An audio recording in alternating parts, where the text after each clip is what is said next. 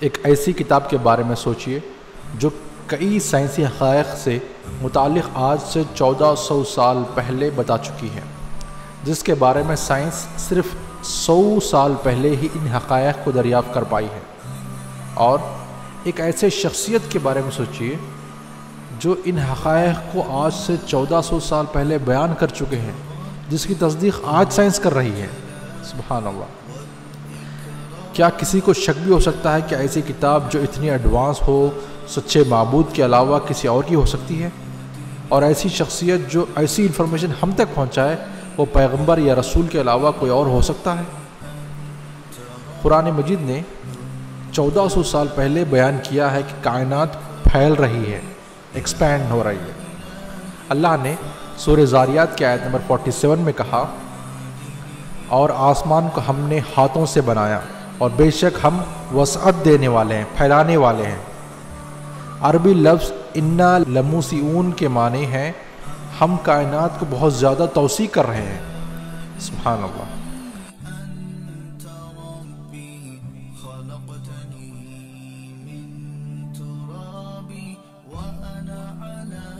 قرآن کریم کی آیت کو پڑھنے کے بعد ہمیں کائنات کی توسیع کے بارے میں معلوم ہوتا ہے۔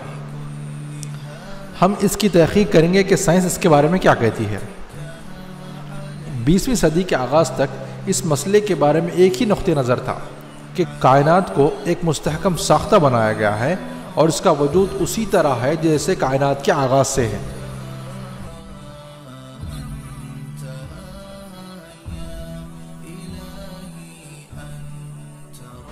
سائنسداں نے 20ویں صدی تک کائنات کی توسیع کا ذکر بھی نہیں کیا اور کوئی اس کا تصور بھی نہیں کر سکتا تھا۔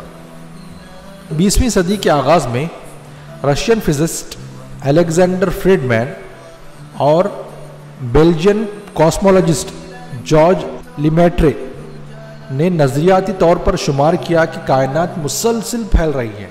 یہ کب ہوا؟ 20ویں صدی کی شروعات میں۔ یہ حقیقت 1929 میں مشاورات کے ذریعے ثابت ہوا۔ ایک بڑے دوربین کے ذریعے آسمان کی جانچ پڑتال کرتے ہوئے امریکی خلائی ماہر ایڈوین ہبل نے دریافت کیا کہ ستاروں اور گیلیکسیز کو ایک دوسرے سے مسلسل پھیلایا گیا ہے۔ ستارے اور کہکشاں صرف ہم سے نہیں بلکہ ایک دوسرے سے بھی منتقل ہو گئے ہیں، یعنی الگ الگ ہو رہے ہیں۔ سبحان اللہ!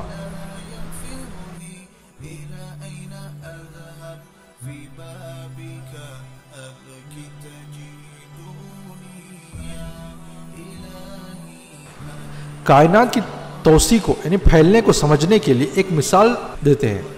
فرض کریں کہ کائنات ایک بیلون کی طرح ہے۔ بیلون پر پوائنٹس بنائے گئے ہیں اور اس میں پھونکنے سے جس طرح بیلون کے بڑھنے پر پوائنٹس ایک دوسرے سے دور ہو جاتے ہیں، اسی طریقے سے کائنات میں اشیاء ایک دوسرے سے دور ہوتے ہیں کیونکہ کائنات پھیل رہی ہے، جیسا کہ اللہ نے کہا قرآن مجید میں۔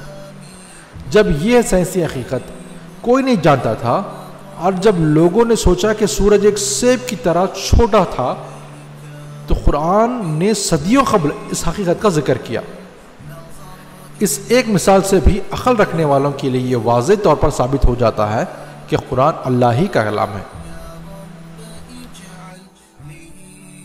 یہ ایک سائنسی حقیقت ہے جسے 20ویں صدی میں صرف دریافت کیا جاتا تھا، اور یہ حقیقت 1400 سال قبل پہلے ہی اللہ نے قرآن میں ذکر کر دیا اور بھی اس شخصیت پر اس قرآن کو نازل کیا جو نہ لکھ سکتے تھے نہ پڑھ سکتے تھے۔ اب اس بات کے دو ہی معنی ہو سکتے ہیں۔ ایک، انسان نے اس سائنسی حقیقت کو دریافت کیا۔ پوائنٹ نمبر 2، یہ حقیقت اللہ کی طرف سے بیان کی گئی ہے جس نے کائنات کو پیدا کیا اور اسے پھیلا رہا ہے۔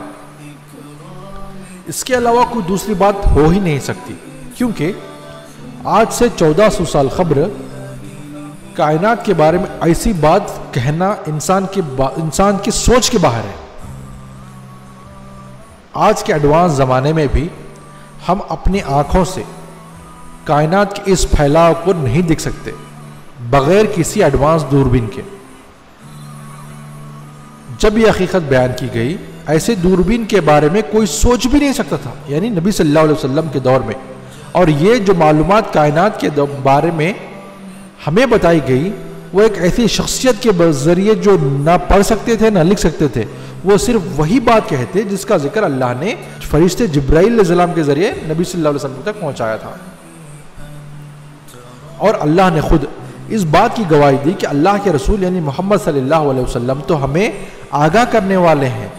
اب ایک ہی بات رہ جاتی ہے کہ اس حقیقت کو انسان کے سامنے وہی ذات لا سکتی ہے جو اس کائنات کے ذرے ذرے کے بارے میں جانتا ہو۔